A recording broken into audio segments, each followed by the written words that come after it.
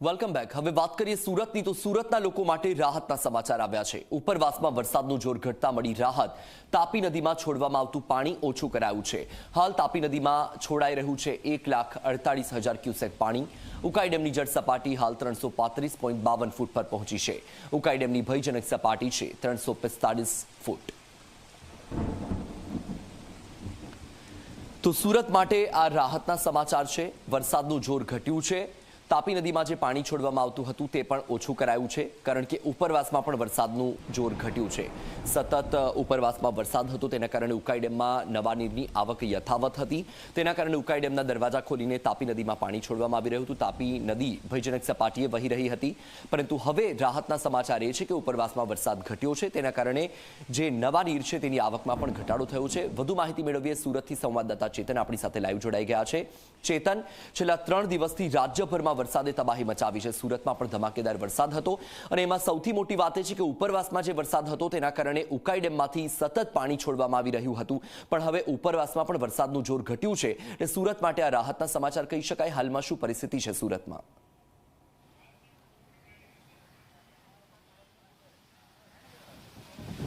જી વત્સલ, ઉપરવાસમાં જે રીતે વરસાદનું જોર ઘટ્યું છે ત્યારબાદ સુરત માટે આ રાહતના સમાચાર ગણી શકાય, કારણ કે પાછલા 3 દિવસમાં જે રીતે ઉપરવાસમાં ધોધમાર વરસાદ વરસી રહ્યો હતો, જેને કારણે ઉકાઈ ડેમમાંથી સતત તાપી નદીમાં પાણી છોડવામાં આવતું હતું। છેલ્લા 3 દિવસની વાત કરીએ તો 2.45 લાખ ક્યુસેક જે પાણી છે તે સુરતની તાપી નદીમાં છોડવામાં આવતા તાપી નદીના જે નીચાણવાળા વિસ્તારો છે તેમાં પાણી ભરાઈ જવાની પરિસ્થિતિનું નિર્માણ થયું હતું। અત્યાર સુધી 200 થી વધુ જે લોકો છે તે લોકોનું સ્થાનાંતર કરવામાં આવ્યું હતું। આ સાથોસાથ જે પંડોર અને કાદરસાની જે નાળ છે તે નાળમાં પણ પાણી ભરાઈ જવાની પરિસ્થિતિનું નિર્માણ થયું હતું। સુરત મહાનગરપાલિકા દ્વારા તમામ જે ફ્લડ ગેટ છે તે ફ્લડ ગેટ બંધ કરી દેવાની નોબત આવી હતી, પરંતુ હાલમાં જે રીતે ક્યાંક ઉપરવાસમાં વરસાદનું જોર ઘટ્યું છે, જેને કારણે સુરત મહાનગરપાલિકાનું જે તંત્ર છે તેને રાહતનો શ્વાસ લીધો છે, કારણ કે હાલમાં જે રીતે વરસાદનું જોર ઘટ્યું છે ત્યારબાદ ઉકાઈ ડેમમાંથી 1.45 લાખ ક્યુસેક જે પાણી છે તે છોડવામાં આવી રહ્યું છે। આ સાથોસાથ ઉકાઈ ડેમની વાત કરીએ તો ઉકાઈ ડેમમાં 1.3 લાખ ક્યુસેક પાણીની આવક છે। હાલમાં પણ જે કલેક્ટર છે તે કલેક્ટર દ્વારા સ્થાનિક જે માછીમારો છે તેમને 5 દિવસ સુધી દરિયો ન ખેડવા માટે સૂચના આપી દેવામાં આવી છે। આ સાથોસાથ સુરત મહાનગરપાલિકાના મ્યુનિસિપલ કમિશનર દ્વારા તમામ જે અધિકારીઓ છે તેની રજા રદ કરી દેવામાં આવી છે અને તમામને સ્ટેન્ડ બાય રહેવા માટે આદેશ આપી દેવામાં આવ્યો છે।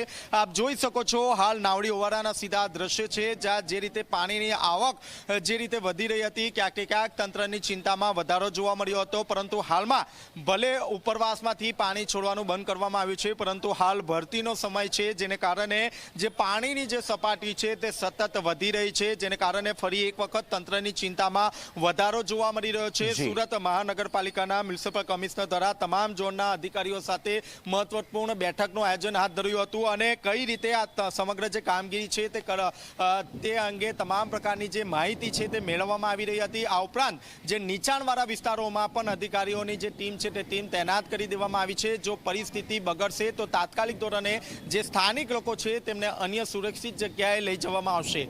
બિલકુલ ચેતન, આપણી પાસેથી અપડેટ મેળવતા રહીશું। હાલ માહિતી સાથે જોડાવા બદલ આપનો આભાર। તો રાજ્યભરમાં હજુ પણ વરસાદી માહોલ યથાવત છે। વરસાદની આગાહી હજુ પણ આપવામાં આવી છે। રાજ્યભરના ખૂણે ખૂણેથી ઠેર ઠેરથી તારાજી અને હાલાકીના દ્રશ્યો સામે આવી રહ્યા છે। ગ્રાઉન્ડ ઝીરો રિપોર્ટ એટલે ઝી 24 કલાક સતત તમારા સુધી અપડેટ પહોંચાડી રહ્યું છે। રાજ્યના ખૂણે ખૂણે અમારા સંવાદદાતા પહોંચી ગયા છે, ક્યાં શું પરિસ્થિતિ છે તમામે તમામ